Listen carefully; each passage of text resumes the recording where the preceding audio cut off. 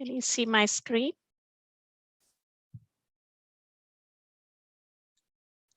Is my screen visible to everybody? Okay.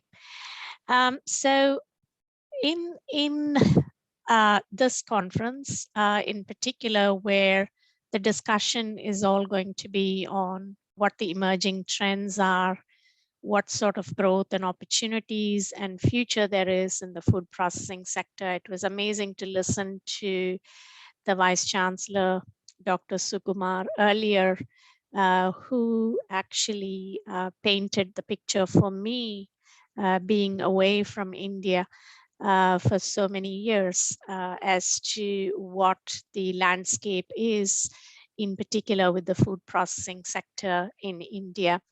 And to me, it seems like there is plenty of opportunity to grow. And you as students to participate in the future of the food processing sector, particularly in relation to health. So my topic really is going to focus on one existing technology and one emerging technology for producing healthy ingredients for food manufacture. First of all, some facts. And I think it's important for us to understand that virtually all foods sold in the supermarkets today can be classified as processed to some degree.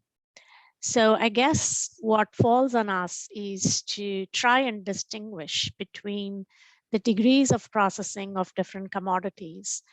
And only then do I think that we will be in a position to actually study the impact on health. So what that really means is that we are in a position with our scientific knowledge to be able to differentiate the different degrees of processing and the types of foods that are available to us. Before I start off giving you an introduction to the methods that I'm going to be talking about, or the technologies, I thought a brief definition of what standards or definitions of standards are for processed foods look like. And I did the search yesterday and found some definitions from the United States Department of Agriculture, which defines processed food as a food that has undergone any changes to its natural state. So it can be anything. And for instance, you buy the food and you bring it to your home and you actually turn on the tap and wash your vegetables, for instance. Well, that is already a process that is being imparted. So washing, cleaning, milling, cutting, chopping, any of these, and then cooking, of course, all of these procedures, they alter the food in some way from its natural state. So that's USDA's definition. And when I started looking at the Institute of Food Technologists in the US, looking for processed foods definitions, it included, in addition to what the USDA said, that processing terms like storing, like filtering, fermenting, extracting, concentrating, and I'm pretty sure that you're all hearing these sorts of terminologies more so today because there is that urge, there is that curiosity today to try and extract things from foods, package them separately, and sell them to consumers with the backing that it has some health value in it. And hence, in countries such as Australia, in the US, and in some Southeast Asian countries, and I'm pretty sure that is happening in India as well, you find all these really specialist health food markets where you only get food that has been classified in some way to be healthy. And this classification does not necessarily need to conform to the formal classification by the government of the country or by the scientists within the country, but it could be anything that people think are healthy. So I'm going to leave you with that. So the United Nations General Assembly proclaimed the decade that we are in today, so from 2016 to 2025, as the decade of action on nutrition. And earlier, before me, Dr. Sukumar was mentioning about the prevalence of undernourishment in populations. There was certainly a need. There is a surplus of food amongst us, but we need to use them appropriately so it reaches the population. So food security is a term that you would all hear today. And that's a very important term to keep in mind, even though you're talking about technology. So let's talk a little bit about the food supply chain, because once we understand this, we would understand the several technologies, the several processes that are used to produce the food in the farm and to make it available to the consumer in the supermarket shelves. So you would normally find food to be produced. It is primarily processed. So for instance, if you took rice or wheat, wheat in particular can never be consumed, or well, in quotes, not consumed as a full grain. So you've got to mill it. You then put it through a manufacturing process to make it into a product. But once you make the product, and I'm talking about all of this from an industry perspective, you've got to find a way to store it. You've got to find a way to transport, distribute it to the retail markets, so it actually falls into the hands of the consumer. So till recently, when we talked about food supply chain, it would practically stop there to say, okay, well, you're growing the food, how are you going to get it to the market? But today, more and more, so that consumption, it was more related to the appearance, to the taste, to the texture of the food product that is available to the consumer. This is changing and has been changing in the last decade or so. So the evolution in food processing technologies is to face aspects of food security, safety, nutrition demand, its availability, and also the challenges that come along with it in the food system that we are following, or the food system that we have in existence amongst us. So there's a complete change in the thinking, whether it is by the food industry or by the governments, to not stop with how food enters just the retail market, but also to start thinking about what happens to the health of the consumer. So the onus goes back to the food manufacturer to think about it before different ingredients are put together and a food is manufactured. And it's very, very important for us to think about it from population health perspective. So the NOVA food classification system was introduced by the United Nations because of the fact that we can't put all of the processed foods into the one basket. And that's going to make it a lot more difficult for us, either as technologists or nutritionists or food scientists, to try and understand what effect it might have on us when we consume it. So now more than at any time, attention to food processing is so important. And there's a very special focus now to connect the dots and connect the line between diet and health and manufacturing. So there are 5 reasons for the justification of this new classification system on processed foods that was proposed by the United Nations. Why? Because the conventional food classification doesn't really work well. Because what we're trying to do, if we looked at the dietary guidelines for every country, we tend to put all of the carbohydrate containing foods into the one basket. By that, what I mean is you're looking at cereals as a carbohydrate source, but you're also putting sugar into that basket.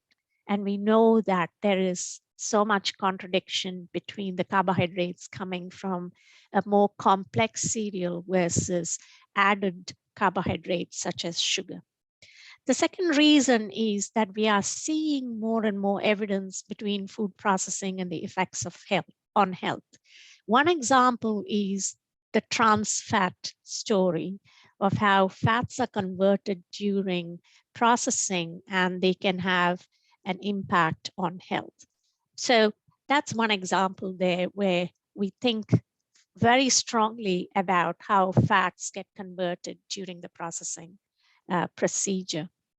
There are also global challenges in food purchasing and consumption. So by that, what I mean is the challenges are making food available round the clock in the supermarkets. So you walk into the shop, you pick up what you want, and that's being made more and more possible. And the transnational corporations are driving this really uh, through marketing practices, food marketing practices. And they have the resources to manufacture, they have the resources to market their products, to promote, to lobby, to get their products out there into the market. And this is not just confined to the Western world. Today, we see this happening even in low to middle income countries. And that is something that we need to keep in mind. So what does food processing mean to us then? So if you looked at the European Food Information Council, they defined food processing as any deliberate change made in a food from the time of origin to the time of consumption. The International Food Information Council said a variety of operations by which raw foodstuffs are made available for consumption, cooking, or storage. The food processing is the alteration of foods from the state in which they were harvested or raised to better preserve them and feed consumers. So in all of these three definitions, really there's not a lot of difference at all between the definitions. But the verdicts on food processing as such really have little or no meaning unless we dig deep and try and find out what effects it can have on us. So the links between food processing and health can only be understood when analysis is done of variously processed foods. So that's the reason the NOVA classification came into being, so we understand it. So the way this classification identifies food processing is that it involves physical, biological, and chemical processes. They're all used after foods are separated from nature and before we consume it. So the group one really is all of those that are unprocessed, meaning that they're minimally processed. So they can be grains, they can be seeds, they can just be fruits that we just eat, they could be leaves and so on. Group two, they're really ingredients because they can be oils, they can be butter, they can be sugar, salt. We can't eat them by themselves. They need to go in somewhere. That is why we call them an ingredient. And the processing really involves a number of things. So if you had to extract oil out, you've got to do cold pressing, you've got to refine it. And if you needed to use any other ingredient, there could be milling, there could be drying, all of those that are involved in that second group.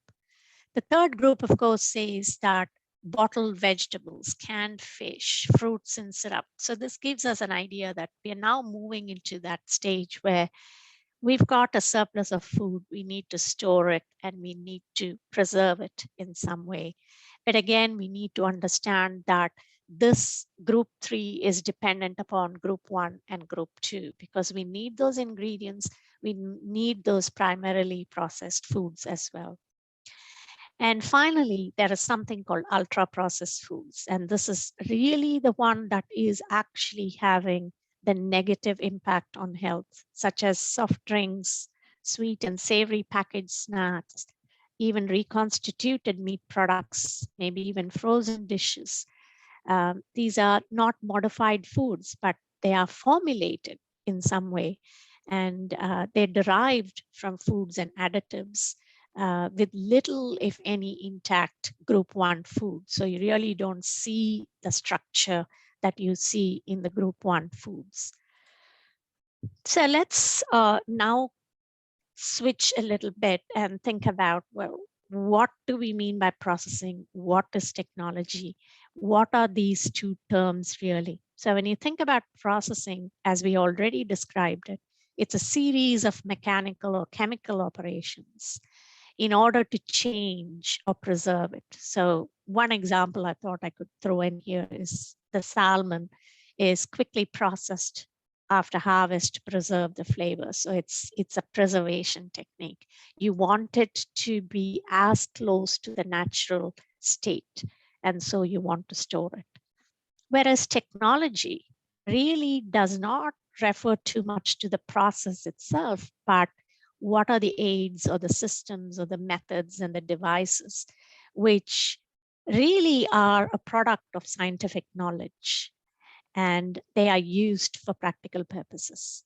So that's the difference between using these two terminologies. Yes, they both kind of involve processing, but one is the result of scientific knowledge, and we come up with technology to be able to process foods.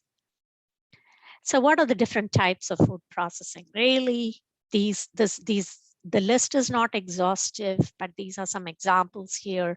Heating, cooling, drying. You could use high pressure. You could use acids, alkali treatments. You could ferment. There are umpteen examples of how we can ferment foods. And of course, you can simply mechanically treat any food as well. What we need to keep in mind, though, is that all of these processes, they influence a change in food structure. And this is because of the processing itself, the method itself. So in that process, it can produce newer products because lots of components in foods, as we all know, and I'm sure you've all done the course food chemistry. There's so much chemical basis for that we eat that can influence health. Now, when I say they form new products during manufacture or during the processing, there are desirable products that can be formed. There are also really undesirable products that can be formed. And I'm sure you've all heard about the most undesirable form called acrylamide in some of the deep fried foods. And we also know of some desirable forms, which are actually the AGE inhibitors or the antioxidants, and I might expand a little bit on that. So when we're looking at harmful products that could be formed, it's the advanced glycation end product, or the AGE that I said, where there is predominantly an interaction between proteins and fats in the presence of carbohydrates. And these products can actually have detrimental properties on health, effects on health. And we have the other side to these products, which are the acrylamides in food, which cause the simple Maillard reaction that you're all very familiar with. So it's actually a non-enzymatic reaction between the glucose molecule or the aldehyde group with the amino groups of the proteins that actually cause the aging of the proteins in that environment. And therefore, you could have the formation of this product, which can have a major negative impact. So it's a cumulative thing. And the more that you accumulate of these products in the system, the more negative impact it can have on the human health. So that's just to show you what the putative target sites are for dietary glycation products, end products, as a result of interactions of the different components. That's just to give you a quick overview of how it can affect every system in the body. And it shows that they can produce something called dicarbonyl precursors, which can then have an impact on several of the tissues in the body.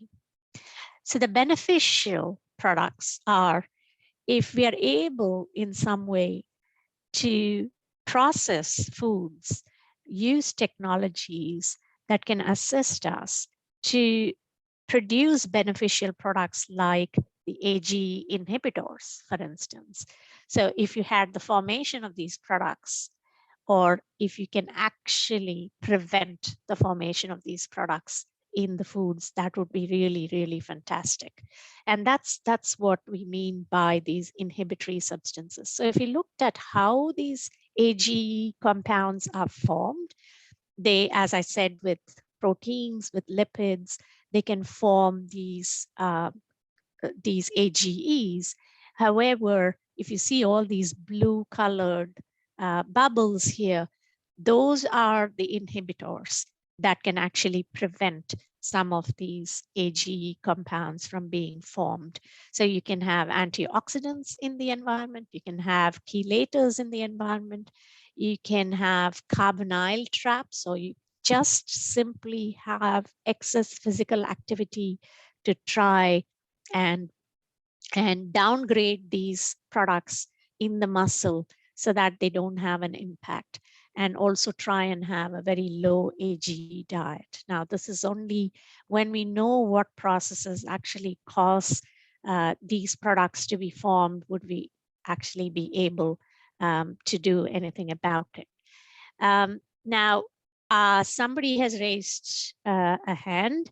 I would really like to answer your question in the end so that I finish my my presentation, if you don't mind. I'm happy to answer questions, but I'll do that in the end. So I'm going to move on to, first of all, the existing process or the technologies that we have available for improving health, for improving nutrition. I picked fermentation because fermentation is one of those technologies which is actually an age-old practice, but it's making a comeback in the food manufacturing space. And it's so because the fermented foods are being given a lot of importance, and they have actually become a separate category of foods in a number of countries. So a developing country like India, a developing country like Southeast Asian countries, we all have our own fermented foods. And this, in fact, is actually quite important in the context of global food security. Fermentation is an easy process, now easy within commas, inverted commas, and I'll tell you why. However, that's an accessible technology to everybody.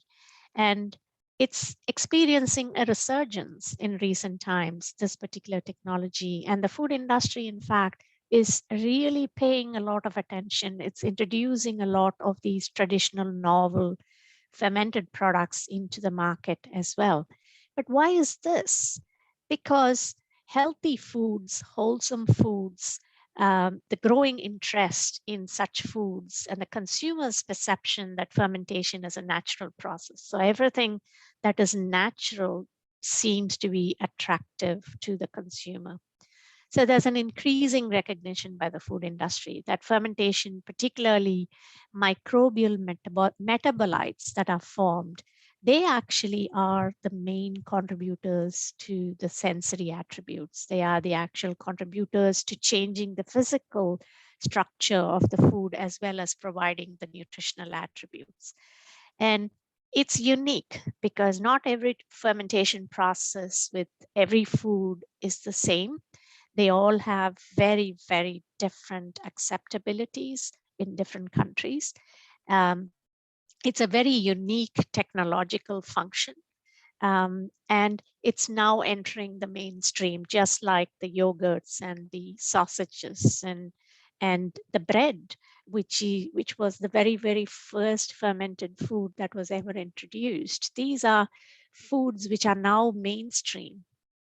And there has been a lot of work that has gone into these foods to standardize them, to make them safe, to have regulations around it, so that the manufacturer is maintaining the quality and making sure that the consumer does not get affected in any way. So there's a growing body of evidence which is linking the consumption of fermented foods to better health outcomes. And the functional benefits of fermentation were always kind of deduced from a more empirical way, meaning more from observations rather than actual scientific backing. So we saw health effects. It's more out of observation that we know that some fermented foods are really good for our health. And more recently, we know that there are so many starter cultures that are, which were really traditional, are now entering the mainstream for mass production. And there are technologies around it now, DNA technologies, which are actually giving us a number of genotypic variations between the microorganisms that we use. We can now choose the microorganisms that have the desirable traits. All of these are laying foundation for industrial manufacture. And this is how yogurt and cheese in the market actually have become mainstream fermented foods in the supermarket shelves. But the major concern of any fermented food would be the safety. So you need appropriate raw material handling, you need adequate control of all of the processing parameters to make the food safe. So you can't have your temperature and your relative humidity variable. You need to control it so that you don't have the bad bacteria or the bad microorganism growing. You need the right microorganism growing in that environment. So if there's an inadequate control of the process, that could lead to pathogenic bacteria. And the microbial metabolites from these pathogens, they can lead to production of either mycotoxins, if you're using fungal fermentation, for instance, or you could even have production of biogenic amines, which are detrimental to health. So defining fermentation, it's a process that utilizes the growth and the metabolic activities of microorganisms for the stabilization and transformation of biological materials. That is really the definition of fermentation. So the dominant microorganisms would produce metabolites, which then would promote the survival, the growth of the good microorganisms while suppressing the growth and the proliferation of the ones that we don't really want in that environment. So if you look at literature, what you really see is that fermentation can actually be divided into two different categories. And one is called a submerged fermentation, and the other one is called solid state fermentation. In the submerged fermentation process, what we are really seeing is the growth of the fermenting microorganisms, which occurs in the media. So in other words, you make beverages, you add ingredients, you formulate beverages, and then you inoculate the right microorganism into that medium itself, and you get the metabolites acting on that food matrix to produce something. So some examples I've thrown in here. In fact, vinegar production is one, citric acid, yeast, all of these are good examples in that space.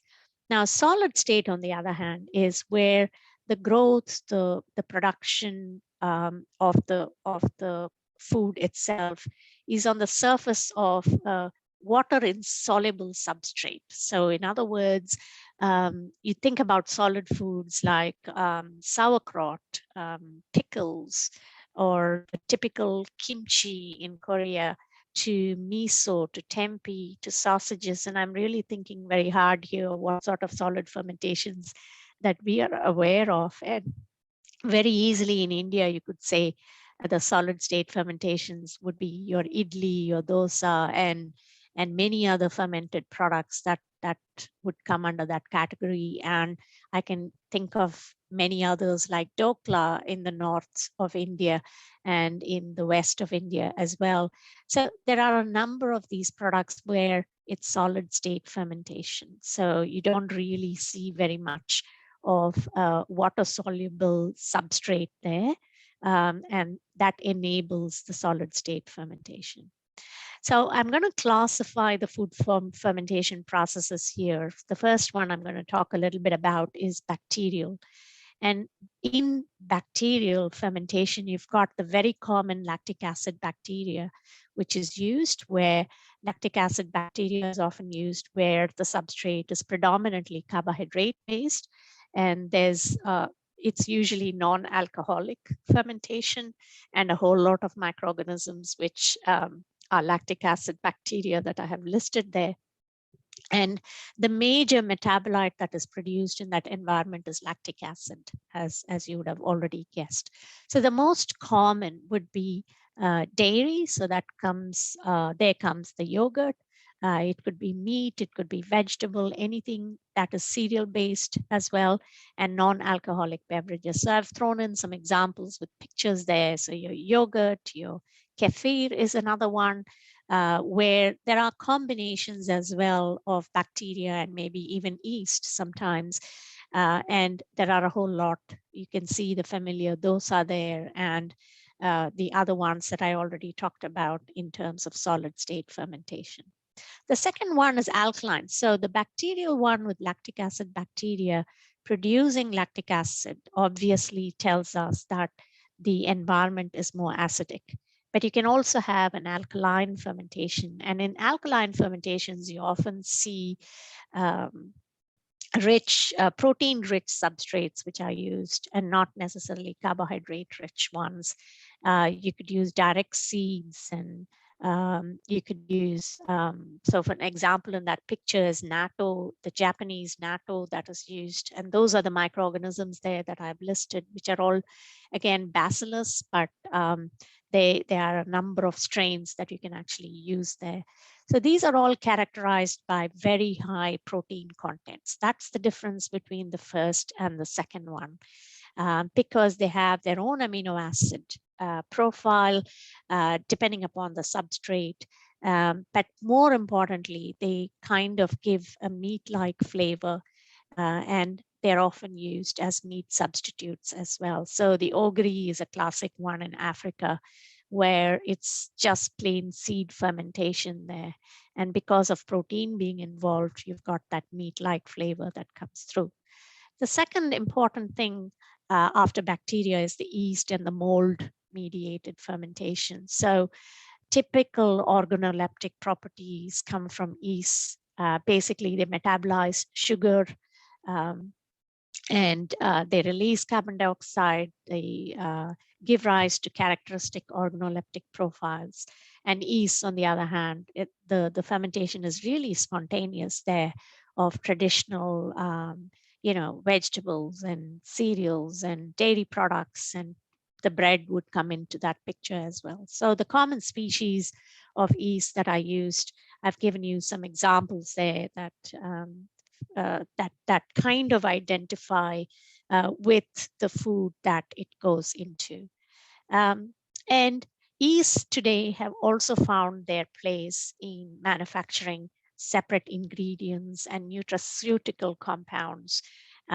There's also a lot of technology advances going on around the yeast strains that we use today through metabolic engineering, and there's a lot of synthetic biology approaches and so on. And today, when I do a lot of fermentation work myself from a nutrition perspective, and what we do is we use genotypic methods to try and identify the organism. We don't necessarily go and look at it under the microscope anymore. We have better technology. We look at the DNA.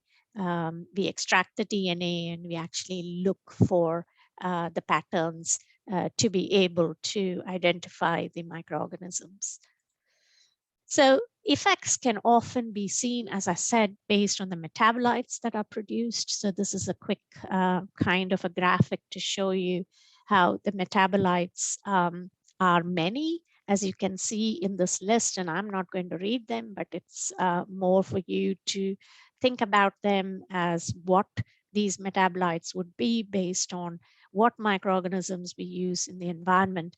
But more importantly, it is these metabolites that actually cause the differences in the functionality. And what are the functionalities that we necessarily look for? These are the ones. And please note that nutrition finds its spot there today, and more than safety and flavor and what are those compounds which actually have bioactivity. When I say bioactivity, it can be antioxidant activity, it could be anti-inflammatory activity.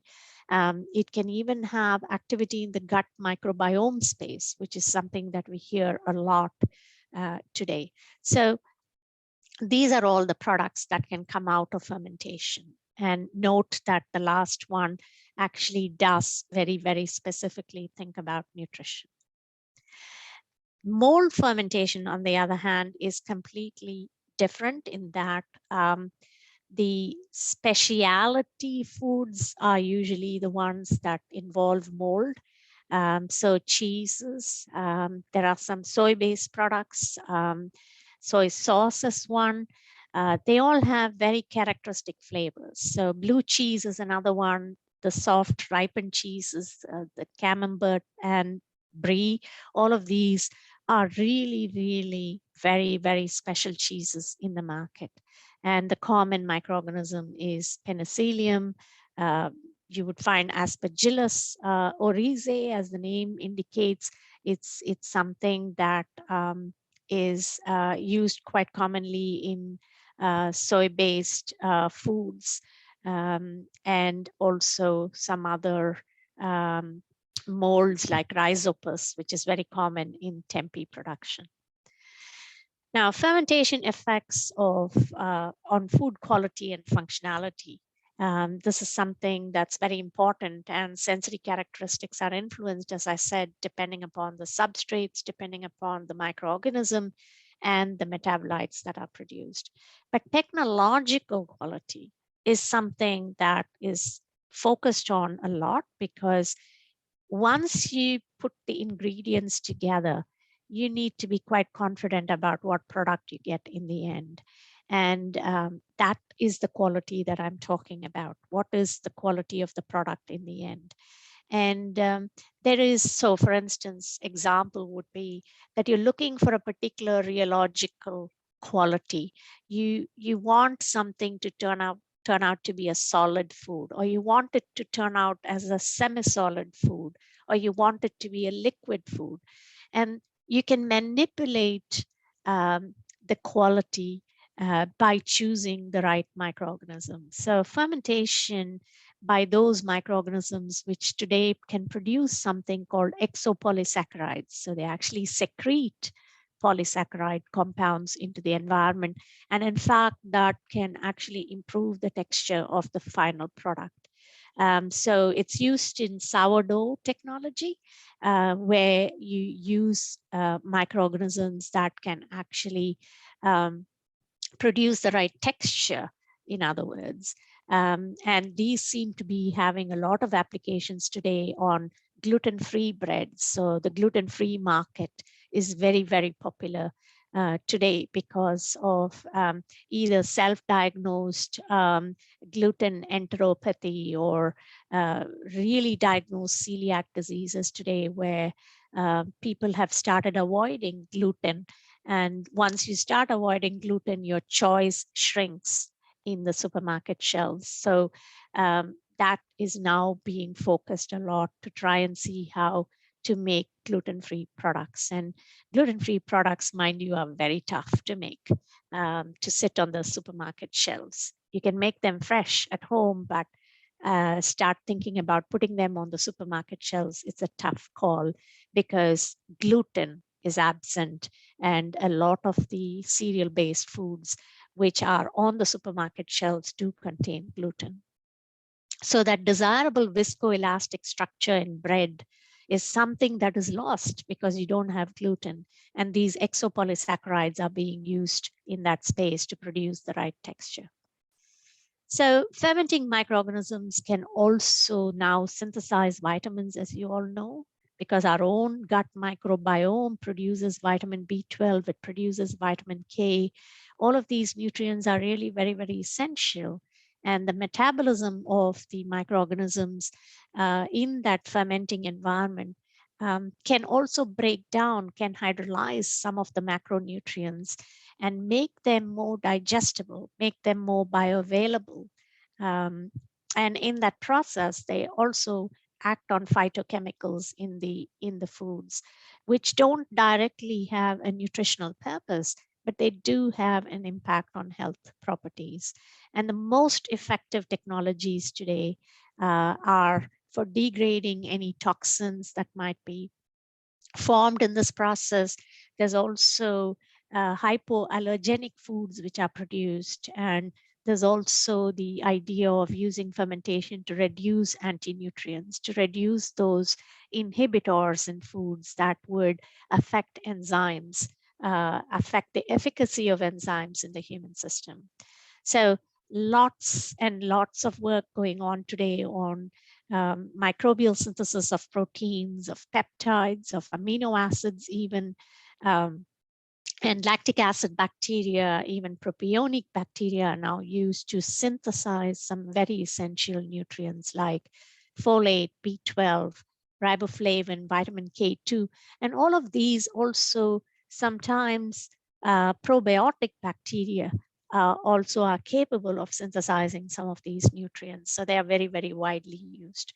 So we now see fermentation as a biofortification process because we can produce new ingredients. We can actually enrich a food with fermented ingredients in it because they have a very high nutritional value. Some examples there that I've thrown in for particular microorganisms that are used in Europe in particular, where they use different rye breads, for example, where they use different microorganisms to produce vitamin B12 and folate in the environment. So improved digestibility is one, bioavailability is the other. So what is the key in making something more digestible, in making them more bioavailable? It's the hydrolysis of the bigger molecules, reducing the anti-nutritional factors, and reducing the toxins, reducing the allergens, as I already mentioned. The bioactive metabolites, on the other hand, these are really interesting because we are hearing, and I'm sure as students, you have come across literature that there is a compound called gamma aminobutyric acid, which is a bioactive produced by lactic acid bacteria during fermentation. It's a neurotransmitter and it's involved in the regular muscle tone and neural excitability. And it's considered to be a bioactive compound. So some examples of how it is produced is in some countries, they produce black soy milk, which is fermented by a microorganism that can produce this GABA compound. We also know about conjugated linoleic acid. Now, if you haven't heard about this term before, these conjugated linoleic acids, they're very interesting because they have 18 carbon atoms in them, and all of their double bonds kind of reflect the linoleates, and they're very much omega-6 fatty acids. They have a lot of health benefits, particularly related to cardiometabolic processes in the system. They are also being used for reducing body weight. So fat reduction is something that is being focused on as well because of their unsaturation. And we also know that fermentation process can co-deliver bacteria. So they can affect the composition of the microbiome at various parts of the gastrointestinal tract as well, because they can interact with many of the components. And they can produce the most desirable short chain fatty acids in the intestine, in the gastrointestinal system. There are lots of studies coming through now where They are looking at in vitro animal model studies, which have reported health benefits of fermented foods, and everything is related to metabolites that are produced during fermentation. And we also know they can improve mineral bioavailability. I would like to quickly move on because of the time, and I'm not rushing through in that sense. I will make available these slides to Dr. Isaiah, and if anybody is interested, they can definitely ask for a copy. So we can also improve bioavailability of these phytochemicals. The most researched bioactives are the polyphenolic compounds. They actually occur as soluble or insoluble conjugates. They are usually bound with sugars. And when they have to be made available, they have to be set free from these sugar moieties in the gastrointestinal system. And the fermentation process actually can assist with that because it can hydrolyze it. And when we consume the fermented food, it's already a liberated form that goes into our system.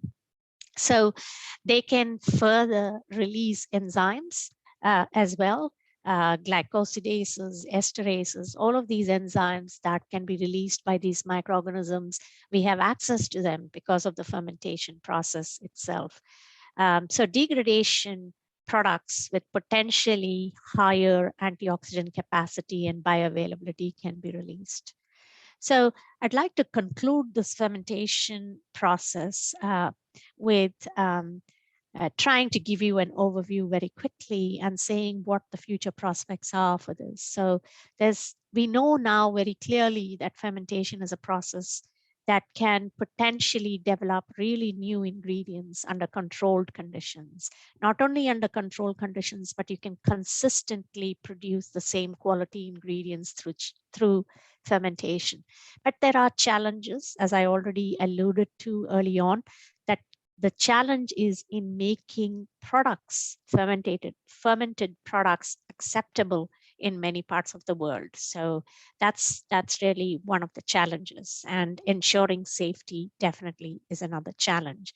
But can we overcome these challenges? I'm sure we can if we paid attention to a number of things from an industrial perspective. Through research. Research is key when we want to know the microbial ecology of raw materials. So the raw materials that are produced on the farm already have microbes on them, and we do need to know what they are.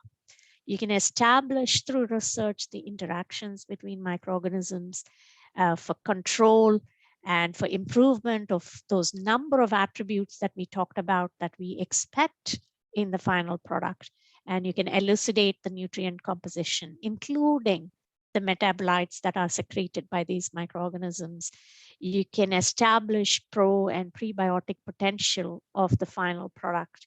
You can validate, finally, this is something that is very important if we are going to make a link to health, is that we need to validate these products through randomized clinical trials to corroborate what we see in vitro in the laboratory versus what we actually see when humans consume it. So that's the first technology I wanted to talk about. And the second one will go far quicker, which I mean, there are a lot of technologies that are emerging, but I've chosen to talk about nanotechnology. The most emerging technology is this, along with the non-thermal technologies that are out there, which actually improve nutrition. So your ultrasound, your high pressure, your pulse electric field, cold plasma technology, all of these are gaining a lot of importance. Some of them have been scaled up, some of them have not been scaled up, and so they are still in an infant stage. So nanotechnology is quite advanced, but not so much in the food space. So nanomaterials or nanoparticles, as we call, why do we even call them nano, is simply because their sizes are only 1 to 100 nanometers in size. They are insoluble in nature, but they can be synthesized. They can be used for so many purposes, like in the medical field, in the electronic fields, but more so today in the agricultural field and in the food environment, in the food industry. Agriculture, a lot of the fertilizers are now looking at using nanotechnology. Fertilizer producing companies are looking at nanotechnology. Various sized nanoparticles are used in food science, particularly to produce healthier foods, safer foods. They're very unique when you think about these nanoparticles because they have unique properties, which are physical, chemical, even biological properties, because they have a large surface to volume ratio, meaning they have a much higher exposed surface. And so they are reactive. And you can do a number of things with them. You can alter their solubility. You can and you can reduce to some extent their toxicity if we knew what the effects are likely to be, and so on. That picture there is actually just to show you where the nano compounds sit, or the nanoparticles sit, when you think about all of these other particle sizes that we are aware of. And if you measure them in nanometers, you can see in comparison, a tennis ball sits here at this extreme, and water sits even below that nano scale. And we've got others in between. So this is the state where the nanoparticles sit. And there are a whole lot of different sorts of nanoparticles that we can use today. What are the uses in food industry? Because our focus is to see, well, really, can they be used in the food industry? Yes, they can be in the food chain up to manufacturing and distributing the food. But I'm going to focus on the processing end alone, and much more on the post-harvest processing, because the potential is there. There are possibilities that if you use nanoparticles, you can improve bioavailability of nutrients. You can actually improve taste, the physical qualities, the texture of the food. You can use them to the advantage of masking any unpleasant taste or odor. And you can modify the particle size. You can modify the size distribution. They have the advantage of clustering together. So they can form clusters and they can have a surface charge. And all of these are useful in developing products in that particular scale. So as I said, they can provide flavor, they can provide color, they can provide enzymes, antioxidants. They have a prolonged shelf life, if that is a possibility. And a lot of the bakery goods coated with edible antibacterial nano coatings, they're all available already. And they're used more today in the food safety environment because we can develop nano sensors by using these nanoparticles to detect spoilage in food. So it's like using them outside the food, which seems to be more popular than actually putting them into the food matrix. And one of our own publications recently, we came up with anthocyanin-based sensors from food waste, in fact, to be used as an indicator for milk spoilage. So, in a milk bottle or in a milk bag, you can have a sensor in the packaging, which when it turns color, because of the reaction that takes place with the nanoparticle and the milk. And when it changes color, you can say that the milk is spoiled and you can't consume it. So it's more used in that food safety space right now. It's also used in the nutraceutical delivery and bioavailability space because of its wide surface area per unit mass. How? Because it's used in specific formulations. You can put together some of these nanoparticles. But what are these nanoparticles made of? And that's a very important question we need to ask. When it comes to food, we just cannot use any nanoparticle. We need to make sure that we're using a nanoparticle that is food grade, right? So they have to be food grade macromolecules. They can be proteins, they can be polysaccharides, lipids, whatever. And you can produce composites of these compounds in different combinations. So you can have a lipid core in the center, and you can have a protein on the outside. And we call this nano emulsions because they are like lipid droplets, and they can then be inserted into other biopolymers. What are the advantages? When you have such a delivery system and you know how you can incorporate it into some of these delivery systems and then try to put it into the food, the way that you can put it into the food is you can encapsulate them.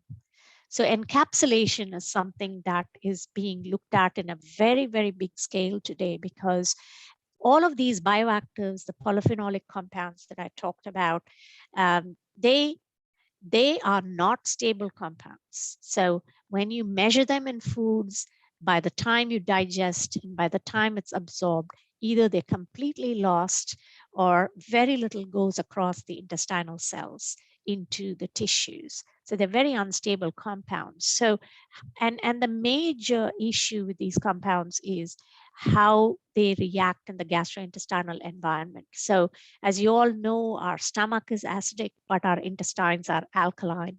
So we need somehow to protect these bioactives from the very harsh stomach acidic environment and deliver them directly into the alkaline environment, for example, so that it's very easily digested or released in that space and absorbed into the system. So these are some of the things that are being looked at the moment. That's what I mean by delivering it in the appropriate gastrointestinal environment for absorption. And so you can then improve the efficacy of absorption or the efficiency of absorption of that particular nutrient or that particular bioactive compound. So we call them nano nutraceuticals, and it's a combination of nutrients and pharmaceuticals, as you can see. And we see this very much in dietary supplements today. They're even classified as functional foods.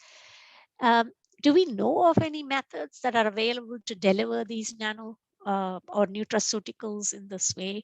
There are a number of ways, and if I'm not a nanotechnologist, but these are some of the things that are available to us in different shapes and sizes. They can be available as a fiber, they can be available as a tube, they can be available just hair-like, like whiskers, and these can be used to deliver liposomes, deliver microemulsions, or even solid lipid particles, nanosensors, even in a rheological environment that we want, like a microgel environment. But what is utmost of importance is to understand the advantages and the toxicity of these carrier systems in food products. And I'm not sure that we are there yet. And advancement in design and fabrication of these food grade nanoparticles is still going on. But the key to make sure that they can, what is key for us in a food environment is they have to be soluble, they have to be digested, they have to be absorbed, they have to be transported to the respective tissues. These are the key steps when we start thinking about bioavailability of these compounds. And that is still a challenge. So when they're encapsulated, they're usually in this form. So in a colloidal delivery based system, or they are just called nano emulsions. They are in micellar form, and I'm sure you've all studied about lipid digestion and absorption, and you all know how fats in the intestinal environment are converted into the micellar form before they can be absorbed, and the solid lipid particles and liposomes as well. These are the different forms in which you can deliver these nanoparticles. So the nano emulsions, very briefly, they are colloidal particulate systems. That is, they are emulsions, they are oil and water emulsions. They are in droplet size, about 10 to about 1,000 nanometers. They are very good carriers of bioactive compounds. They're much better than conventional emulsions. They're very stable physically, and they are known to enhance bioavailability. Because of their large surface area, they have a much higher digestion rate because they they can have more enzyme binding sites on their surface, and that allows for better digestion. There's rapid transfer of these compounds, and you generally would find bioactives to be more hydrophobic. And that is why they are always delivered in oil droplets, because they escape the stomach and they enter the intestinal environment, because that's where the alkaline environment is. That's where it can open up and get digested and absorbed as well. Some examples I've thrown in there of emulsion-based delivery systems where isolated bioactive compounds from foods are actually encapsulated, and you then have enhanced bioavailability of bioactive compounds when you actually use the whole foods. We don't like to use them like pharmaceuticals, but you can actually have the whole food extracts, for instance, encapsulated. And those are the ones that are called the emulsion-based excipient systems, or the EES, where they have not been extracted out from the food matrix, but they exist in the same food matrix to allow better digestion of those compounds. So this is a diagram here to just show you how nano emulsions as delivery systems can be incorporated. This is a bioactive loaded nano emulsion here, and you can see how the food matrix is designed so that it is bioavailable in the gastrointestinal environment. But if you used it as an excipient, then you have nutraceutical foods, and they are kind of consumed along with these emulsions so that there's an enhancement of absorption. They go in together, but not necessarily encapsulated together. So that's another way to enhance them. So you could have them in some foods that would assist in the absorption, but not necessarily sit with the same food as well. This approach seems to be quite popular because you can increase bioavailability. This nanoemulsion based approach. The systems actually allow emulsifier coated oil droplets to be used. They're much better than the conventional systems that we have. So think emulsion to be the most effective. Some examples here, a number of them. I don't expect you to read it, but I've extracted it out of a recent publication where it talks about nanoparticles, different ones, but please note that they are all from a food source. All of these nanoparticles have been taken from a food source, and their applications here as well. Excuse me, ma'am. Yes, I'm about to finish. Okay. Sorry. Thank you. I'm aware. Sorry about that. I'm about to finish. So the second is the nano encapsulation that I talked about. This just gives you briefly some examples of how you can control release as well. There are mixed delivery systems. You can mix two delivery systems as well and make them more sensitive, particularly for sensitive compounds. You can mix these systems as well. But importantly, toxicity is something that we need to be aware of. We don't have government guidelines yet for foods, not even in the Western countries yet. We need to be really, really aware of the toxicity, and there are lack of studies at this point in time on human health. So we do need to tread very, very carefully with nanotechnology in the food industry. So to conclude, it does have a major role to play because most of the foods are hydrophobic in nature, and they're not bioavailable as we would want them to be. And these particles, nanoparticles, are manufactured all over the world. They have very good applications, particularly in food packaging, as I discussed, but we don't know very many things about its effects in human and animal health. So the jury is still out on the safety, though there is potential to improve absorption of nutrients, and that gives you as students, as the next generation, to actually start looking at researching some of these. So these are all the references that I can tell you confidently that were looked at for this presentation. And I want to leave with this image of our university, which is in Sydney. This is our campus, part of our campus. And of course, we live in a very nice part of Sydney, where you would have heard about the Opera House and the Harbour Bridge, which is an aerial view here. So I leave you all with this. And I don't know, I now have to defer to the chair of the session to see whether there is any chance for questions.